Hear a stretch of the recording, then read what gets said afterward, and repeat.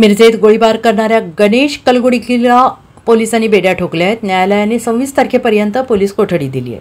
Miraj Christian church समोर एका सलूनमध्ये भरदुपारी गोळीबार झाल्याची घटना घडली होती। रोहन कलगुडगी हा सलूनमध्ये बसला होता। त्यावेळी गणेश कलगुडगी, चेतन कलगुडगी, अमीर फौजदार, सूरज कोरे यांनी पूर्वीच्या झालेल्या जुन्या वादातून रोहन कलगुडगी याच्यावर गावठी पिस्तूल गोळीबार करून प्राणघातक हल्ला केला। रोहन याने वेळीच प्रतिकार केल्याने थोडक्यात बचावला। गणेश कलगुडगी तसेच त्याच्या साथीदारांनी हल्ला करून घटनास्थळावरून चौघे पसार झाले। मिरज शहर पोलिसांना याची माहिती मिळाल्यानंतर पोलिसांनी घटनास्थळी तात्काळ धाव घेऊन गोळीची पुंगळी जप्त केली। सुदैवाने या गोळीबारामध्ये कोणतीही जीवितहानी झाली नसली तरी मिरज शहर पोलिसांनी या हल्ल्याचे गांभीर्य ओळखून हल्लेखोर आरोपींचा शोध सुरू केला।